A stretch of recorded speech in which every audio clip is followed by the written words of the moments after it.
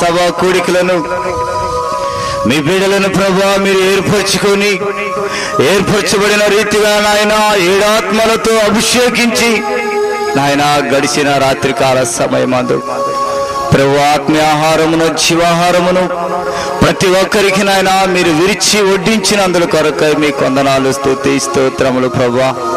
ఈ 2వ రాత్రి 2వ దినమున మీ బిడ్డను ప్రభా మీ సిలువ సార్ను మరుగుపరుచుకోవడానికి కొరకు నాయన ఈ సమయమును మాకు ఇచ్చినందుకు కొరకై మీ వందనాలు స్తుతి స్తోత్రములు తండ్రి. చేరిన ప్రతి ఒక్కరు ప్రభా మరి వారికి కలిగిన కొంది నాయన వారు గుప్పులు ఇప్పి ఉన్నారు కనుక తండ్రి ఇప్పిన ప్రతి గుప్పులను దీవించి ఆశీర్వదించి నాయన ఇప్పుడు ప్రభా మీ యొక్క వాక్యములోనికి వెళ్ళబోచుండగా తండ్రి మీ కుమారుని ప్రభా మీ సిలువ సాటం మరుగుపరుచుకొని ఇక్కడ చేరిన ప్రతి ఒక్కరితోనూ రాలేక వెనుకబడిన ప్రతి ఒక్కరితోనూ నాయన పరిశుద్ధాత్మ నడిపింపు దూరగా ప్రభా మీరు మాట్లాడమని యేసయ్యా మీరు మాట్లాడుతుంటే ప్రభువా వినగలిగిన చెవులను గ్రహింపగలిగిన మంచి మనసు శక్తిని మీ బిడ్డలందరికీ దయచేయమని ఈ కోడికను ప్రారంభం కానుంచి చివరి ముగింపు వరకు కూడా మీ పరిశుద్ధాత్మ నడిపింపు ద్వారాగా దయచేయమని త్వరగా రానయ్యున్న మా ప్రభుని యేసుక్రీస్తు నామం పేరిట ప్రార్థించి అడిగి వేడుకొనిచున్నాను తండ్రి, ఆమేన్. హల్లెలూయా, హల్లెలూయా.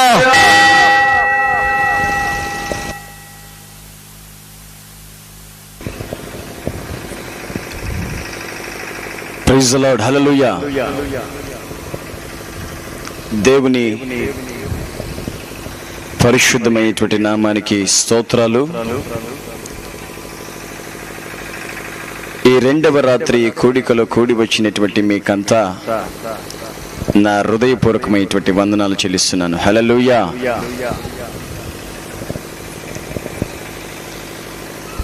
దైవజనుని కొరకు ఇంతవరకు మనము ఎదురు చూడడం జరిగింది. సమయం అప్పుడే చాలా దాటి వెళ్ళిపోయింది. సడన్ గా వచ్చి ఇప్పుడు మీరే వాక్యం చెప్పండి సహోదరుడు నన్ను మనవి చేసుకుంటూ ఉన్నాడు. మరి ఏం చెప్పాలో అనే ఆలోచన చేసుకుంటే రేపటి రోజు కదా నేను చెప్పాల్సింది. మరి ఈరోజు మరొక దైవజనుడు మన మధ్యలో రాబోతున్నాడు. తన ద్వారా మంచి ప్రసంగం యొక్క క్యాసెట్ ని విడుదల చేయించాలని నేను ఆశపడి ఎదురు చూస్తూ ఉన్నా. మరి తను ఎందుకు రాలేకపోయాడు, ఏం జరిగిందో మనకై తెలియదు. పాపం అప్పటి నుంచి ఫోన్ చేస్తూనే ఉన్నాడు. ఇదిగో వస్తున్నా, ఇదిగో వస్తున్నా, ఇదిగో వస్తున్నా, గుంటూరులో ఉన్నా, దగ్గరలో ఉన్నా అని చెప్తున్నాడు. కానీ 10:30 అయింది, రాలేదు. మరి ఇప్పుడు వచ్చినటువంటి మిమ్మల్ని ఆత్మీయమైనటువంటి ఆహారం లేకుండా అలాగే పంపడము కూడా మాకిష్టం లేదు. ఎందుకంటే సహోదరుడు చాలా ప్రయాసపడి చాలా కష్టపడి ఒక కూడికలను ఏర్పరిచాడు. కూడికలు జరిపించడం అంటే, సభలు పెట్టడం అంటే, ప్రార్థనలు జరిపించాలంటే సామాన్యమైన సంగతి కాదండి. అది పెడుతున్న వాళ్ళకే చేసే వాళ్ళకే తెలుసు తప్ప మరొకరికి అర్థం కాదు. మరి ఈ ప్రయాసం వ్యర్థం కాకుండా దీనికి తగినటువంటి ప్రతిఫలము మీ జీవితాలలో మనము కళ్ళారా ఎప్పుడైతే చూస్తామో ఆ కళ్ళారా చూసినప్పుడు ఆ సంతోషాన్ని మనము నోటి ద్వారా వర్ణించలేము, వివరించలేము. ఎందుకంటే మీ సంతోషమే మా సంతోషమని, మీ సమృద్ధి మా సమృద్ధి అని, మీ ఆనందమే మా ఆనందము, మీ ఆశీర్వాదమే మా ఆశీర్వాదం అని భావించే వాళ్ళు దైవ సేవకులు. హల్లెలూయా. మీరు క్షేమముగా ఉన్నారనుకోండి, మేము క్షేమంగా ఉన్నట్టే. మీరు నవ్వుతూ ఉన్నారనుకోండి, మేము నవ్వుతూ ఉన్నట్టే. మీరు ఏడుస్తూ ఉన్నట్లయితే దైవ సేవకులైన మనము సంతోషంగా ఉండలేము. ఎందుకంటే నిన్నటి రోజు నేను చెప్పాను, కాపరికి గొర్రెలకి కాపరికి ఉన్నటువంటి ఆ అనుబంధము, ఆ ఒక సంబంధమే వేరు. హల్లెలూయా. ఇది ఆత్మీయ అనుబంధం, రక్త సంబంధం కాదు. ప్రభు ద్వారా మనకు అనుగ్రహించబడినటువంటి ఎవ్వరు, ఏ వ్యక్తి గాని, ఏ శక్తి గాని విడదీయలేనటువంటి ఒక బంధము ఇదిగో ఈ ఒక ఆత్మీయమైనటువంటి బంధం. గనుక ఈ బంధంలో ఉన్నటువంటి మనము ప్రభు రాకడ పర్యంతరం ఆయనతో పాటు మనము కొనిపోబడేంత వరకు కూడా ఇటువంటి ఒక అనుబంధంలో, ఈ ఆత్మీయ జీవితాల్లో మనము కొనసాగుతూ రావాలి. హల్లెలూయా. మరి రాత్రి సడన్ గా నాకు ఇవ్వబడినటువంటి సమయాల్లో కొన్ని విషయాలు మీతో పంచుకొని నేను ముగించాలనుకుంటున్నాను. దయచేసి పరిశుద్ధ గ్రంథాల్లో కొన్ని మాటలు మనం చదువుకుందాం. దయచేసి చదవగలిగిన వాళ్ళు చక్కగా చదవండి. లూకా సువార్త 15వ అధ్యాయం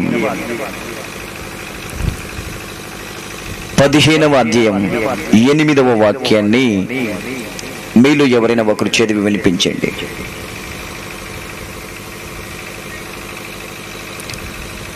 లూకా సువార్త 15:8వ వాక్యం.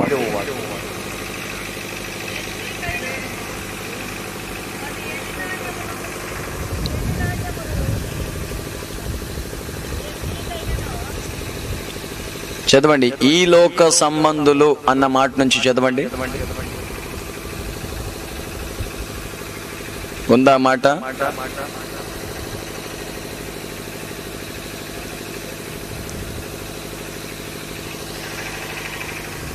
దయచేసి మైక్ ఇవ్వండి వాళ్ళకి, ఎవరికైనా చదువు.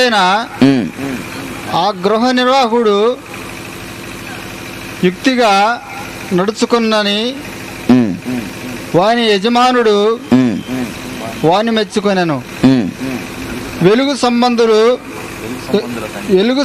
కంటే ఈ లోక సంబంధులు.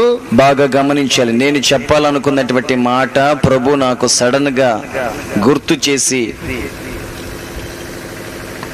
మీతో ఇప్పుడు పంచుకోమని ప్రేరేపించినటువంటి మాట ఇక్కడ కనిపిస్తుంది. నేనన్న మాట ఏంటంటే, వెలుగు సంబంధుల కంటే ఈ లోక సంబంధులు తమ తరమును బట్టి చూడగా యుక్తమైన యుక్తి పరులై ఉన్నారు. చాలు, తలపైకి ఎత్తండి ఇప్పుడు. హల్లెలూయా, హల్లెలూయా, హల్లెలూయా. ఎంతమందికి నిద్ర వస్తుంది? ఎంతమందికి ఆకలేస్తుంది? ఏంటి ఆకలి లేదు మీకు? నిద్ర రావట్లేదా? హల్లెలూయా, హల్లెలూయా. పరిశుద్ధ గ్రంథంలో ఇప్పుడు మనము చదివినటువంటి మాట ఏంటంటే, వెలుగు సంబంధుల కంటే ఈ లోక సంబంధులు తమ తరమును బట్టి చూడగా యుక్తి పరులై ఉన్నారు అన్న మాట ఇప్పుడు మనం చదువుకున్నాం. మరి రాత్రి ప్రభు సన్నిధికి, దేవుని సన్నిధిలో చేరి ఉంటున్నటువంటి మిమ్మల్ని నేను ఒక ప్రశ్న అడుగుతున్నా. ఏంటి ఆ ప్రశ్న అని అంటే, హూ ఆర్ యు? నీవు ఎవరు? దేవుని సన్నిధిలో చేరి ఉన్నటువంటి సహోదరుడా, సహోదరి, ఆయన పాద సముఖమనందు చేరి ఉన్నటువంటి చిన్న మంద, నీవు ఎవరివి? నీవు వెలుగు సంబంధివా లేక ఈ లోక సంబంధమైనటువంటి వ్యక్తివా? ఆ రెండు మాటలు కూడా ఇప్పుడు మనం చదువుకున్నటువంటి వాక్య భాగంలో కనిపిస్తుంది. వెలుగు సంబంధుల కంటే ఈ లోక సంబంధులు తమ తరమును బట్టి చూడగా యుక్తిపరులై ఉన్నారు. అంటే అర్థం ఏంటి అని అంటే, ఈ రోజున ఆత్మీయులు మనము రక్షింపబడ్డాము, వెలుగైన దేవుణ్ణి వెంబడిస్తున్నాము, మనము చీకటిలో నుండి ఆయన ఆశ్చర్యకరమైనటువంటి వెలుగులోనికి నడిపించబడ్డాము, మనము ఆరాధించే దేవుడు నిజమైన వెలుగుగా లోకాల్లో ప్రత్యక్షమైనటువంటి దేవుడు, మనము వెలుగులో నడుస్తున్నామని చెప్తున్నటువంటి వెలుగు సంబంధులు ఉన్నారే, అంటే రక్షింపబడిన వాళ్ళము, విశ్వాసలము, ప్రార్థనకి వెళ్లే వాళ్ళము అని చెప్తున్నారే, మీకంటే నాకంటే లోకస్తులు, ఈ లోక సంబంధులంట యుక్తిపరులై ఉన్నారు అన్న మాట చదివాము. హల్లెలూయా. అంటే మనం ఆలోచించాలి, ఇక్కడ క్రైస్తవుడి కంటే ప్రభు అయిన యేసు క్రీస్తునందు విశ్వాసం ఉంచి విశ్వాస యాత్రలో కొనసాగుతున్నటువంటి ఒక విశ్వాసి కంటే అవిశ్వాసి ఎన్నో విధాల్లో మేలుగా ఉంటున్నాడని, జ్ఞానంగా ఉంటున్నాడని, తనకి ఎంతో అన్ని విషయాల్లో తెలివితేటలు కలిగి బుద్ధిమంతుల్లాగా తాను ప్రవర్తిస్తూ ఉన్నాడని, అన్ని రకాలుగా తన ఒక స్థితి, తన ఒక స్థాయి ఉన్నతమైనటువంటి రీతిలో ఉన్నదని ఆ వాక్యాన్ని బట్టి మనము గమనించాలి. మరి ఈ రోజున నీవెందుకు ఈ స్థితిలో ఉంటున్నావు? నీ ఒక జ్ఞానము, తెలివితేటలు, వివేకం అనేది ఏమైపోయింది? నీ దేవుడు జ్ఞాన సంపన్నుడు, బుద్ధియు జ్ఞానము ఆయన యందు గుప్తమై ఉన్నవి అని వాక్యం అంటుంది. మరి జ్ఞాన సంపన్నుడైన దేవుని ఆరాధించే నీవు వెలుగు సంబంధికుణ్ణి, అమ్మా నీవెవరు అని అంటే, అన్నా ఏంటన్నా ఇట్లా అడుగుతావు? నేను ఎవరిని తెలుసా? క్రైస్తవురాల్ని, క్రీస్తు నమ్మినటువంటి బిడ్డ, నేను రక్షణ పొందాను, ప్రార్థనకి వెళ్తాను, బాప్తిజం పొంది ఈ భక్తిలో దిగి కొన్ని సంవత్సరాలు దాటి వెళ్ళిపోయినాయి, నేను వెలుగు సంబంధిని. వెలుగు సంబంధివా? చీకట్లో నుండి నేను ఎప్పుడో బయటకు వచ్చేసాను, ప్రభు నన్ను నడిపించాడు, నా బ్రతుకుని, నా జీవితాన్ని ఆవరించి ఉన్నటువంటి అంధకారాన్ని ఆయన తరిమి కొట్టాడు. చీకటి అనేది నా జీవితంలో నుండి, నా గుండెల్లో నుండి, నా గుడారంలో నుండి పారిపోయింది. ఆయన నా గుండెల్లో, నా గుడారంలో ఆయన ఒక ప్రకాశమైనటువంటి వెలుగును, తేజస్సును ఆయన ప్రసాదించి నింపాడు గనుక నేను వెలుగు సంబంధిని అని ఈ రోజున క్రైస్తవులు చెప్పుకుంటూ ఉన్నారు. మనము ఆకాశ సంబంధులు, మనము పర సంబంధులు, మనము వెలుగు సంబంధులు. గనుక వెలుగు సంబంధులుగా ఉన్నటువంటి నిన్ను ప్రభు ఈ రాత్రి ప్రశ్నిస్తున్నాడు ఒక ప్రశ్న. నీవు లోకస్తుల కంటే అన్ని విధాల్లో, అన్ని విషయాల్లో నీవు ఉన్నతమైన స్థాయిలో ఉంటున్నావా, లేక వాళ్ళ కంటే హీనంగా, నీచంగా, క్రింది స్థాయిలో ఉంటున్నావా? ఆయన అంటున్నాడు, నీవు తలగా ఉండాలి కానీ తోకగా ఉండకూడదు. ఆయన కోరుకుంటున్నాడు, నీవు అందరి మధ్యలో పైవాడిగా ఉండాలి కానీ క్రిందివాడిగా ఉండకూడదు. ఎందుకంటే భూమి మీద ఉన్నటువంటి సకల జనాంగముల మధ్యలో నేను మిమ్మల్ని ఎన్నుకొని ఏర్పరచుకుని ఉన్నాను, మిమ్మల్ని మాత్రమే నేను ఎరిగి ఉన్నాను. మీరు నా స్వకీయ జనాంగం, మీరు నా సొత్తై ఉన్నారు, మిమ్మల్ని మాత్రమే నేను ఎన్నుకొని ఏర్పరచుకుని ఉన్నాను. ఎందుకంటే నీవు నాకు ఇష్టమైనటువంటి ఆ వంశము గనుక, నీవు నాకు కావలసినటువంటి వ్యక్తివి గనుక నిన్ను నేను పైవాడిగా ఉంచాలని ఆశపడుతున్నాను.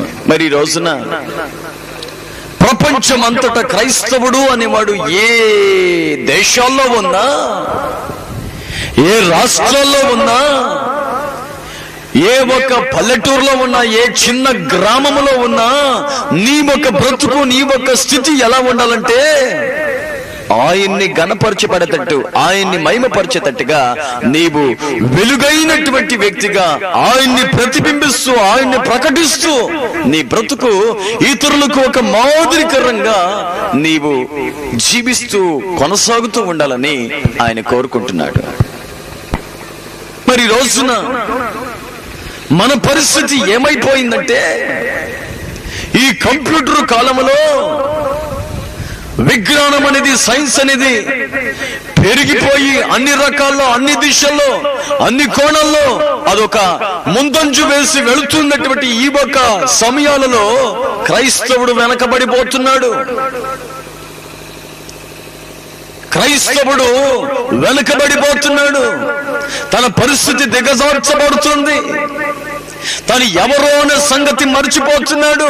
తను ఎక్కడ ఉండాలో, ఏ విధంగా ఉండాలో, ప్రభు ఏ విధంగా ఉండమని చెబుతున్నాడు అనే సంగతి పూర్తిగా మర్చిపోయి లోకల్లో పడిపోయి తల్ల క్రిందలుగా మార్చబడుతున్నాడు.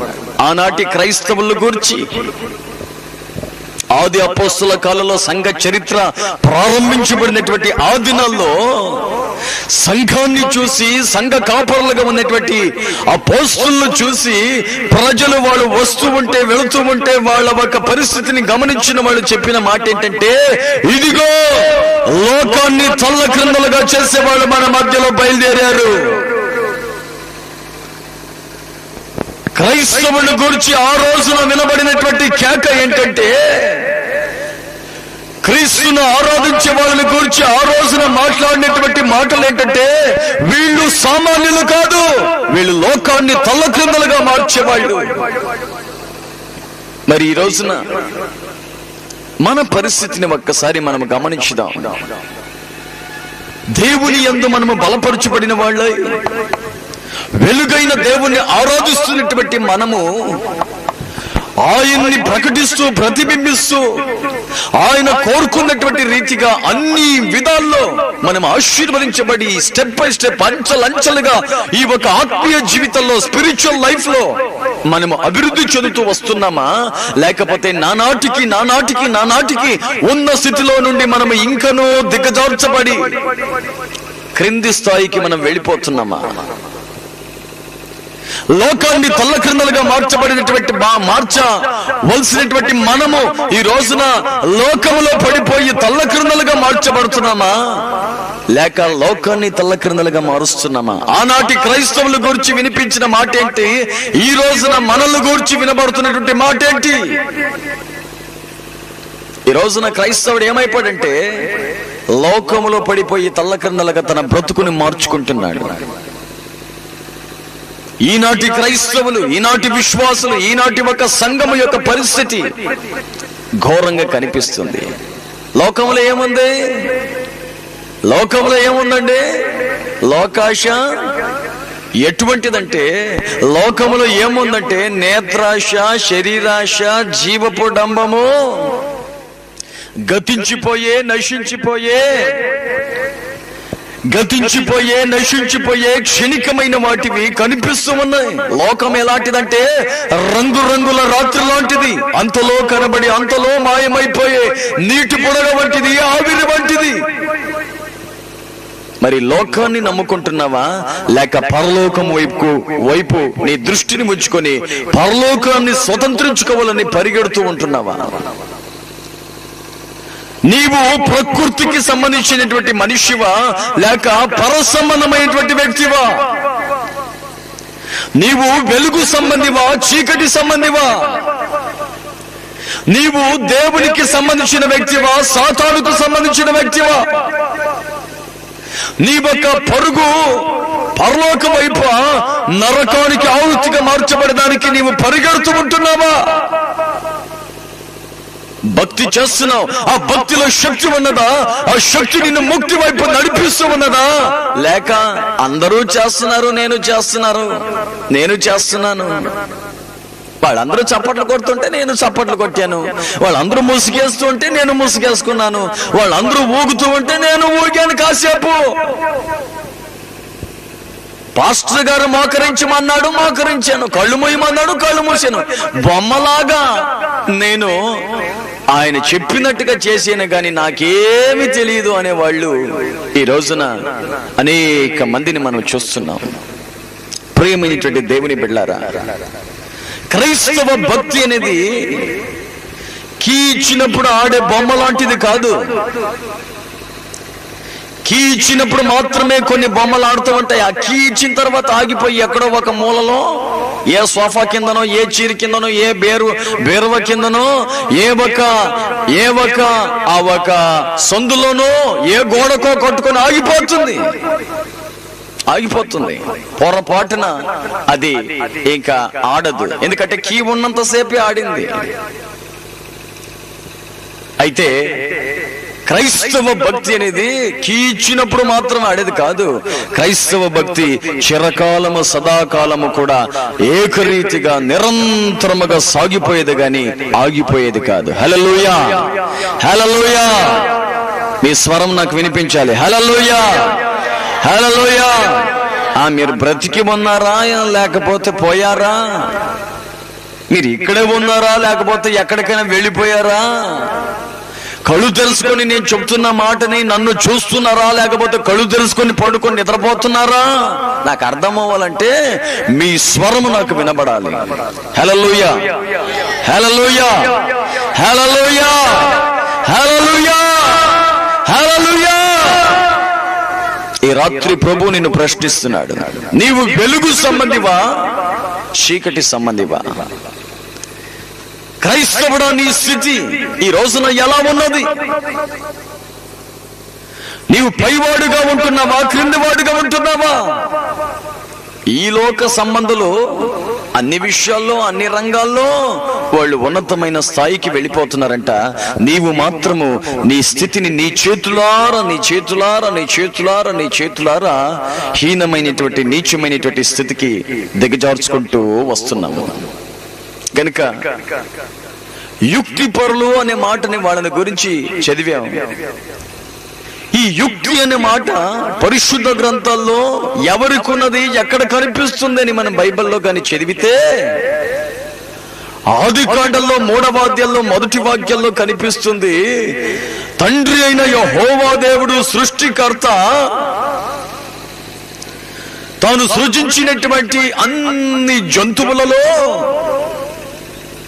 సర్పము చాలా మామూలు కాదండి, చాలా యుక్తి గలది అని బైబిల్లో రాయబడింది. హల్లెలూయా. అంటే అర్థం ఏంటి? సర్పము యుక్తి కలిగినట్టుగా పరిశుద్ధ గ్రంథంలో మనం చదువుతున్నాం. మరి ఈ లోక సంబంధంలో కూడా అటువంటి ఒక యుక్తి మంచిదే గాని కుయుక్తి ఉండకూడదు. మరి ఆ యుక్తి కలిగినటువంటి సర్పము ఆదాము హవ్వల దగ్గర వచ్చి యుక్తిగా మాట్లాడి యుక్తిగా వాళ్ళతో సమయాన్ని గడిపిపోయింటే బాగుండేదేమో, కానీ యుక్తిగా రాకుండా కుయుక్తి ద్వారా వచ్చాడంట. ఆ మాటని దైవజనుడు సంఘానికి మెన్షన్ చేస్తున్నాడు, జ్ఞాపకం చేస్తున్నాడు. సంఘమా, నా గుండెల్లో ఒక భయము గూడు కట్టుకొని ఉన్నది. ఆ భయం ఏంటంటే, ఇదిగో హవ్వను ఏ విధంగా అయితే ఆది సర్పము సాతానుడు ఏ విధంగా అయితే తన కుయుక్తి చేత వంచించి మోసగించి దేవుని యందు తనకున్నటువంటి సరళత నుండి, యథార్థత నుండి, పవిత్రత నుండి తనను తొలగించేశాడో, ఆ విధంగా మిమ్మల్ని ఎక్కడ దేవునికి దూరం చేస్తాడో అని, దేవుని కృప ఆశీర్వాదానికి దూరంగా ఈడ్చుకొని తీసుకొని వెళ్ళిపోతాడని భయముతో మిమ్మల్ని నేను హెచ్చరిస్తున్నాను. జాగ్రత్త. యుక్తి కలిగినటువంటి సాతానుడు మిమ్మల్ని సమీపిస్తాడు. వాడు కుయుక్తిపరుడు. వాని యొక్క తంత్రములను మనము ఎరగని వారము కాదు అంటాడు మరొక చోట. పరిశుద్ధ గ్రంథంలో ఈ మాటలన్నీ రాయబడి ఉన్నాయి. కొరింథీ సంఘానికి విషయాన్ని రాస్తున్నాడు దైవజనుడు. సంఘమా, నీవు సంఘముగా ఉండాలి. క్రైస్తవ కుమార్తె, క్రైస్తవ కుమారుడా, నీవు క్రీస్తు నామానికి మహిమ తెచ్చేటట్టుగా నిన్ను బట్టి ఆయన నామం మహిమపరచబడేటట్టు, ఆయన నామం హెచ్చింపబడేటట్టు, నిన్ను బట్టి ఆయన ప్రతిరూపం ప్రతిబింబించేటట్టు ఉండాలి గాని ఆయన నామానికి కళంకము, అవమానము, నిందలు, దూషణ మాటలు రాకుండా నీవు ప్రవర్తించాలని ఆయన ఈ రాత్రి హెచ్చరిస్తున్నాడు. సంఘాన్ని ఆ రాత్రి, దైవజనుడు ఆ రోజు హెచ్చరించినటువంటి మాట ఈ రాత్రి ప్రభు నిన్ను హెచ్చరిస్తున్నాడు. ఏమంటే, నీవు ఎలా ఉంటున్నావు, నీ పరిస్థితి ఏమిటి? లోకస్తులు యుక్తి కలిగి ఉంటున్నారు, వెలుగు సంబంధుల కంటే, అంటే విశ్వాసుల కంటే, క్రైస్తవ జనాంగము కంటే, యేసు ప్రభును ఆరాధించే వాళ్ళ కంటే వాళ్ళు అన్ని విషయాల్లో, అన్ని విధాల్లో అంచెలంచెలుగా ఆశీర్వదించబడి అభివృద్ధి చెందుతూ వెళుతున్నారు. నీవు మాత్రము నీ ఉన్న స్థితిలో నుండి నీ ఓడిపోయి ఇంకా నీ పరిస్థితి పతనానికి దగ్గరగా మార్చబడుతుంది. నీవు పాడైపోతున్నావు, నీ కుటుంబ వ్యవస్థ పాడైపోతుంది. నీ కళ్ళ ముందు ఎదిగినటువంటి నీ యవనస్థ పిల్లలు పాడైపోయి వాళ్ళ భవిష్యత్తు బంగారులాగా కళకళలాడుతూ బాగా ఉండవలసినటువంటి వాళ్ళ జీవితాలు తల్లకిందలుగా మార్చబడి నిన్ను కన్నీరు మున్నీరుగా ఏడ్చి ప్రలాపించేటట్టు మారుస్తున్నాయి. నీ గుండెల్లో ఉన్నటువంటి సమాధానం సమాధిగా మార్చబడింది. నీ నెమ్మది నీకు దూరమైపోయింది. ఈ రోజున తింటున్నటువంటి ఆహారము నీకు వంట పట్టకుండా పండుకుంటే కంటి నిండా నిద్రపోలేనటువంటి పరిస్థితి నీకు మిగల్చబడి ఉంది. కారణం ఏంటి తెలుసా? నీవు ఎవరు అనే సంగతి మర్చిపోయావు. నీవు ఆరాధించే దేవుడు ఎవరో అనేది నీవు మర్చిపోయావు గనుక ఈ రాత్రి ప్రభు హెచ్చరిస్తున్నాడు. నీవు వెలుగు సంబంధివా లేక లోక సంబంధివా? లోకస్తులతో కలిసిమెలిసి తిరుగుతున్నావా? లోక సంబంధమైనటువంటి అలవాట్లకు నీవు అలవాటు పడ్డావా? ఈ లోక సంబంధాల కంటే నీవు ఎలా ఉండాలో, ఏ విధంగా ఉండాలో అనేది మర్చిపోయి ఈ లోక మర్యాదను అనుసరించుకుంటూ వెళ్తున్నావా? లోకస్తులు లోక సంబంధమైన వాటిలో మునిగి తేలుతూ ఉంటే ఆశ్చర్యపడేటట్టు ఏం లేదు. ఎందుకంటే వాళ్ళు ఈ లోకం మట్టుకే బ్రతికే వాళ్ళంట, ఈ లోకం మట్టుకే పాలు పంపులు పొందేవాళ్ళంట. ఈ లోకమే మాకు శాశ్వతమని అనుకొని ఇందులోనే వాళ్ళు సంతోషించి గొంతులు వేస్తూ జీవితాంతం ఊపిరిన్నంత వరకు, శ్వాసం ఉన్నంత వరకు ఈ లోకములో ఉన్న ప్రతిదాన్ని అనుభవించాలి. ఎప్పుడు అనుభవించక ఎప్పుడు అనుభవించాలి?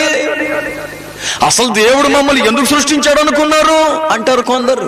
దేవుని నమ్ముకోండి అయ్యా, మారండి అయ్యా, ప్రవర్తన మార్చుకోండి, మీ మాటలు మార్చుకోండి, మీ చూపులు మార్చుకోండి, మీ జీవితాన్ని మార్చుకోండి. తండ్రి సహోదరుడా మార్చుకో, బాగుపడు.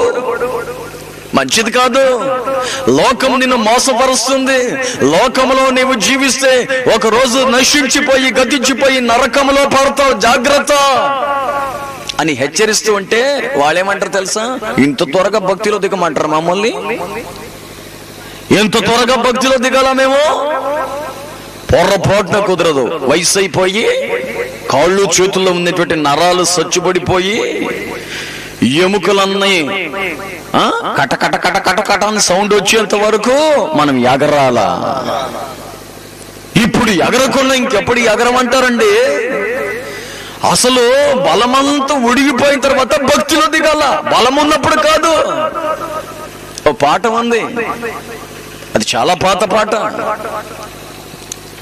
ఆ పాటల్లో ఏమనుందంటే, ఒకతను అంటాడు, బలం ఉన్నప్పుడేమో ఆయన మార్గాల్లో నడవలేకపోయాను, ఇప్పుడు బలం ఒడిగిపోయింది, కాళ్ళు తీసి ఒక అడుగు తీసి అడుగు పెట్టలేని పరిస్థితిలో ఉన్నాను, ఇప్పుడు నాకు ఆయన త్రోవలో ఆయన మార్గాల్లో నడవాలని ఆశ పుట్టింది. ఎప్పుడు నరాలు సచ్చుపడిపోయి కర్రను చేతిలో పట్టుకొని ఊగుకుంటూ అడుగు తీసి అడుగు పెట్టేది కష్టంగా మారినప్పుడు ఎప్పుడు నడవాలని ఆశ పుట్టిందంట. ఆయన అంటున్నాడు. మరి ఇంకొక ఆమె అంటుంది, కళ్ళున్నప్పుడంతా, చూపు బాగున్నప్పుడంతా, దృష్టి బాగున్నప్పుడంతా నేను ఆయన వాక్యాన్ని, ఆయన మాటను చదవలేకపోయాను. ఇప్పుడు నాకు చూపు పోయింది, దృష్టి పోయింది, కళ్ళు పోయి తొడుగులాడుకుంటూ ఉన్నాను. కానీ ఇప్పుడు నాకు ఆశ కలిగింది ఏంటంటే ఆయన మాటని, ఆయన వాక్యాన్ని చదవాలని. ఆయన వాక్యాన్ని చదవాలని ఇప్పుడు ఆశ పుట్టింది. చూపున్నప్పుడు ఏం చూసింది?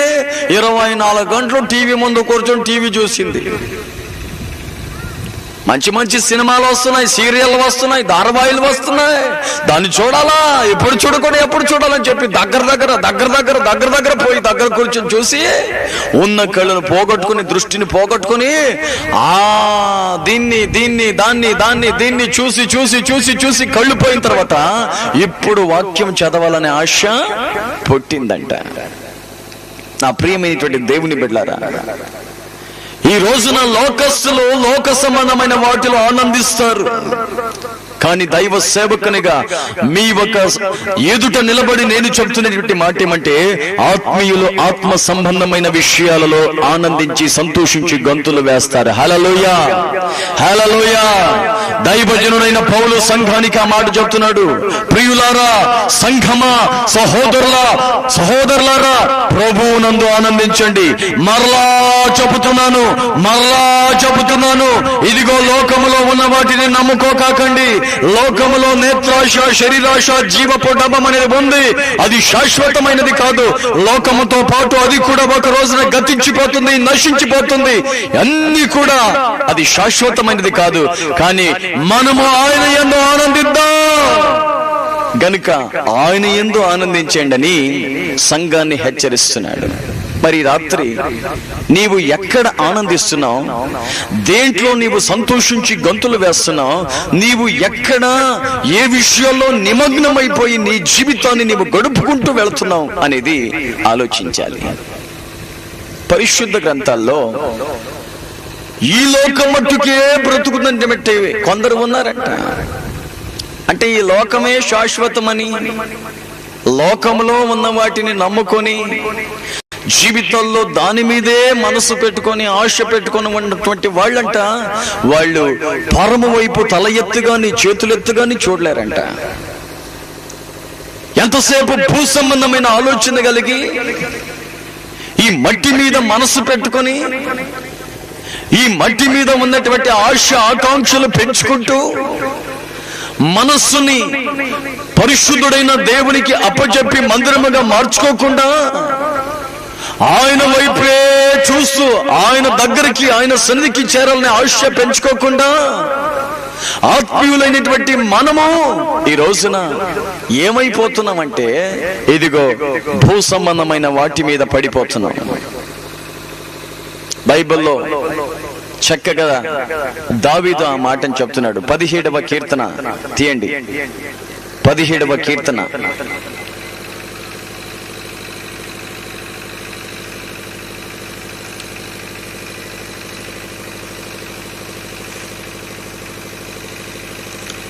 వాక్యం.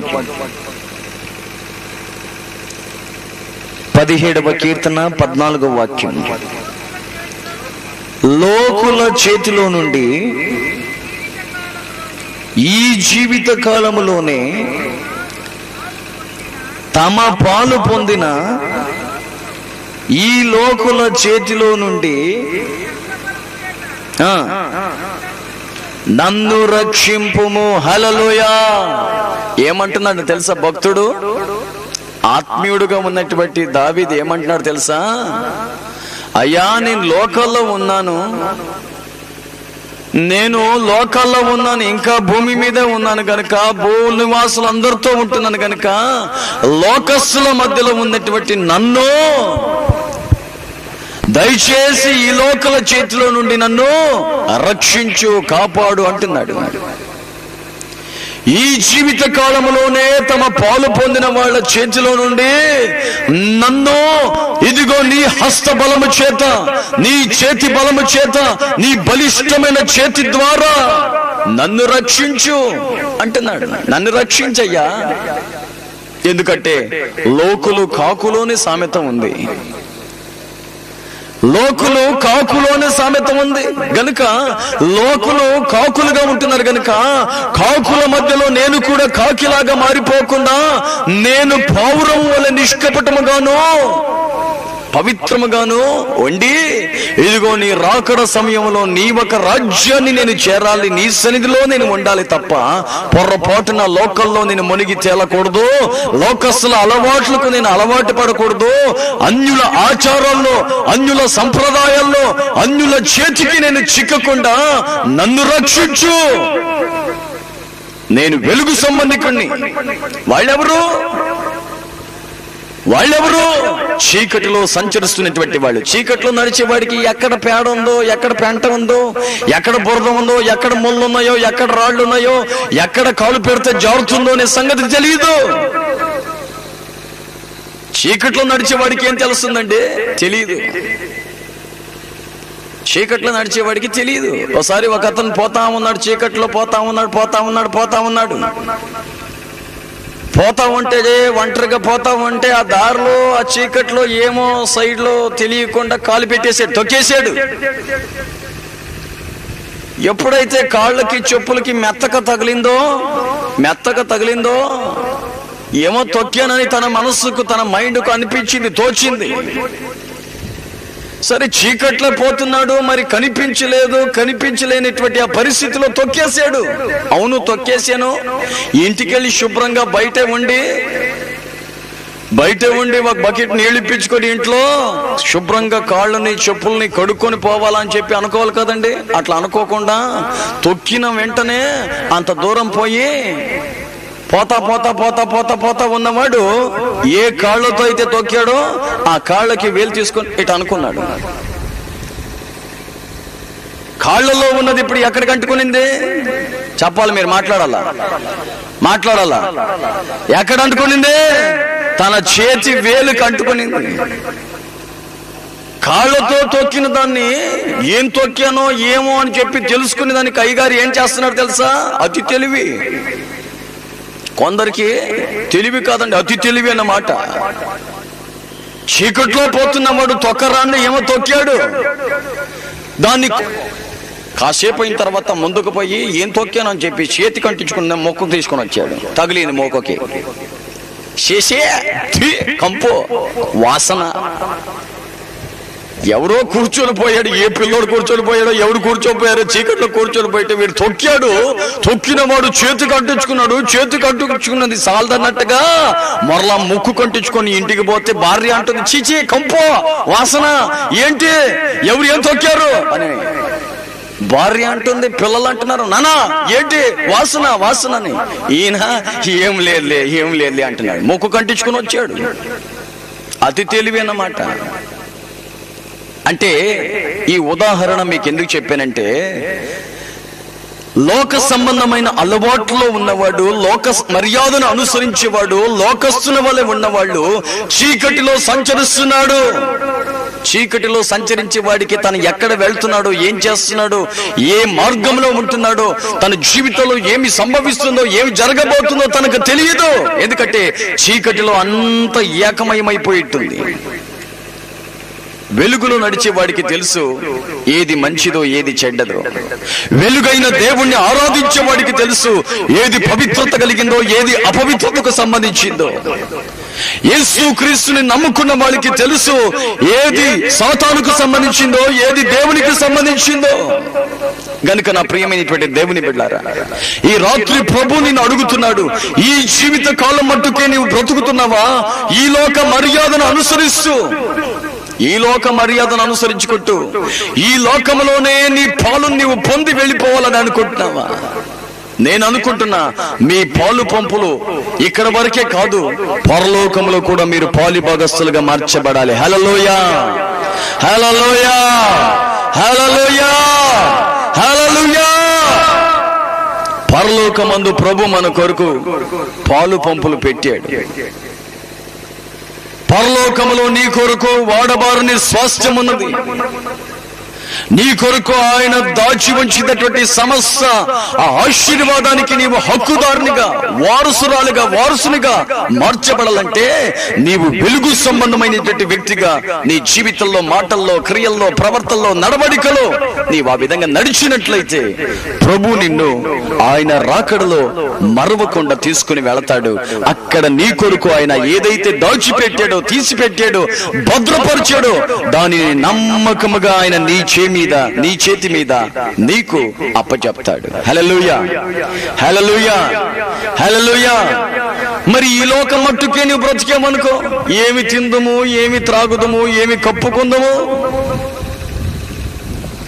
లోకస్తుడు ఎంతసేపు తిండి మీదే మనస్సు, ఎంతసేపు వేసుకునే వస్త్రాల మీదే, ఆ ఒక డ్రెస్సుల మీదే మనసు, ఎంతసేపు ఏం తినాలా, ఏం త్రాగాలి, ఏం కప్పుకోవాలి చెప్పేసి ఇంతసేపు దీంట్లోనే మునిగి తేలుతుంటాడు. పొద్దున్న లేచినప్పటి నుంచి రాత్రి పడుకునేంత వరకు ఏం తినాలి, ఏం త్రాగాలి. బైబిల్లో ఒకడున్నాడు, లేచి తన శరీరానికి చెప్పుకుంటున్నాడంట, నా ప్రాణమా ఏం చెయ్యి, తినుము, త్రాగుము, సుఖించుము. తినుము, త్రాగుము, సుఖించుము. కావలసినంతా నీకు ఉంది. స్టాక్ పెట్టాను, గోడంలో ఉంది, స్టోర్ రూమ్ లో ఉంది, స్టోర్ చేసి పెట్టాను. ఏం కావాలో ఉడకబెట్టుకో, ఏం కావాలో చేసుకో, ఎంత కావాలో తిను, త్రాగు, సుఖించు, సుఖపడు నా ప్రాణమా అనుకుంటున్నాడంట. దేవుడు అన్నాడు, రే మూర్ఖుడా, రే తెలివిలేనివాడా, ఈ లోకం మట్టుకే ఆలోచిస్తున్నావేంట్రా? అకస్మాత్తుగా ఒకవేళ ఈ రాత్రే నీ ప్రాణము ఒక్కవేళ ఆగిపోతే, నీ ప్రాణం నీవు పోగొట్టుకుంటే, నీ సంపాదన నీవు తీసిపెట్టింది, నీవు దాచిపెట్టింది ఎవరి పాలవుతుంది? ఎవరు అనుభవిస్తారు? నీ ఆస్తి, నీ సంపాదన ఏమవుతుంది? ఎప్పుడైనా ఆలోచించావా అని ప్రభు మాట్లాడుతున్నాడు. అయినా ప్రభు మాట్లాడినా, పరిశుద్ధులు చెప్పినా, దైవ సేవకుడే కేకలు పెట్టి గొంతు చుంచుకొని కడుపులో ఉన్నటువంటి పేగులు బయటకు వచ్చినట్టు చెప్పినా కొందరి మెదడికి, మనసులో ఆ మాటలు పడవండి, బుర్రకెక్కదు. ఎంత చెప్పినా కొందరికి చెప్పే మాటలు అర్థం కావు. ఎందుకంటే ఆత్మ సంబంధమైన వ్యక్తి అయితే, వెలుగు సంబంధమైనటువంటి వ్యక్తి అయితే దేవుని యొక్క ఆత్మ ప్రకటించే, బయలుపరిచే ఆ సంగతుల్ని, ఆ రహస్యాన్ని, ఆ మర్మాన్ని గ్రహించగలుగుతాడు. గ్రహించగలిగినటువంటి జ్ఞానేంద్రియం కలిగి ఉంటాడు. ప్రకృతి సంబంధమైనటువంటి వ్యక్తికైతే, లోక సంబంధమైనటువంటి వ్యక్తికైతే పర సంబంధమైనటువంటి విషయాలు, ఆకాశానికి సంబంధించినటువంటి ఆత్మీయమైనటువంటి విషయాలు అర్థం కావు. ఎంత చెప్పినా వీళ్ళ పరిస్థితి ఎలా ఉంటుందంటే, ఎలుక తోకను పట్టుకుని ఏడాది ఉతికిన నలుపే గాని తెలుపు కాదన్నట్టుగా ఉంటుంది. హల్లెలూయా, హల్లెలూయా. ఎలుక తోకను పట్టుకుని ఉతికితే ఏమైనా కలర్ వస్తుందా, రంగు మారుతుందా? మారదు. ఎందుకంటే అది పుట్టుకతోనే వచ్చిన బుద్ధి, పుట్టుకతోనే వచ్చిన రంగు. నీవు సర్పేసి కడిగినా, లక్స్ సోపు తీసుకొని వచ్చి కడిగినా, నీవు పట్టుకొని దాన్ని గుంజి లాగి ఎంత రుద్దినా రంగు మారదు, బుద్ధి పోదు. గనుకని ఈ రాత్రి ప్రభు నిన్ను అడుగుతున్నాడు, నీవి ఎవరివి? హల్లెలూయా. Who are you? నీవెవరు? ప్రకృతి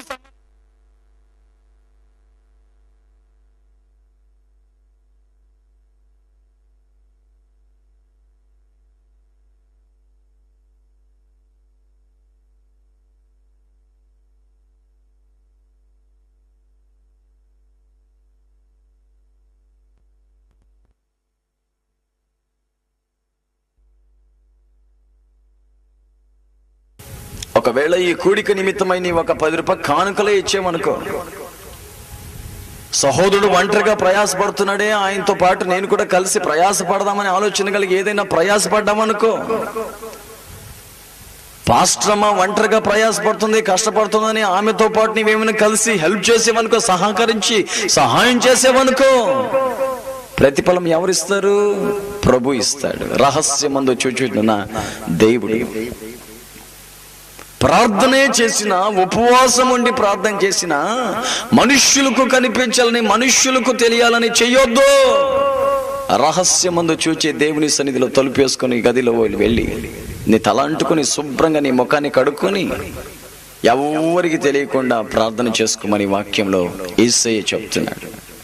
కొందరికి అలవాటు ఉండదు, ఊరంతా చెప్తా ఉంటారు, ఏమని ఈరోజు నేను ఉపవాసం, ఈరోజు నేను ఉపవాసం, ఈరోజు నేను ఉపవాసం అని అంటూ ఉంటారా?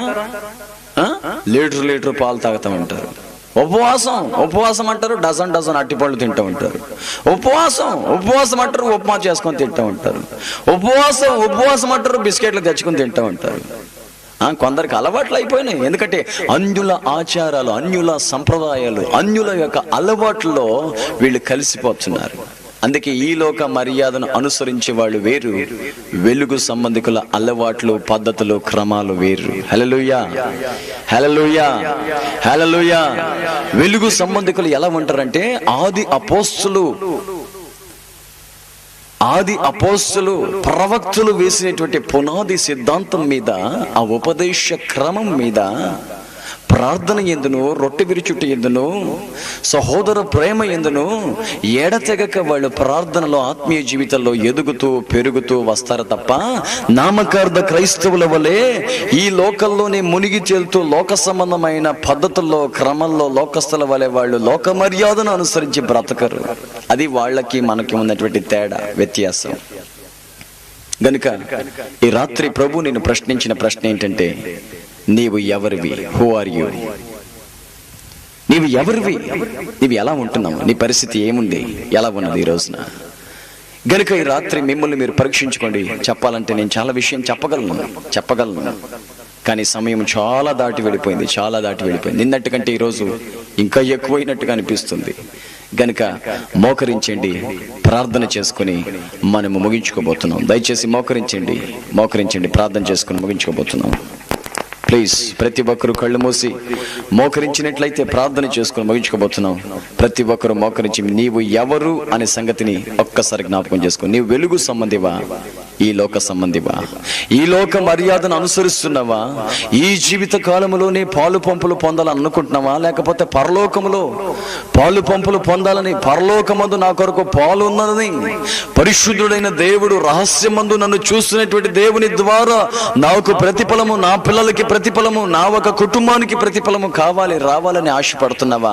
నీవు ఎవరు, ఎలా ఉంటున్నావు అనేది ఆలోచన చేసుకొని, తీర్మానం చేసుకొని ప్రార్థన చేసుకున్నాం. ప్రార్థన.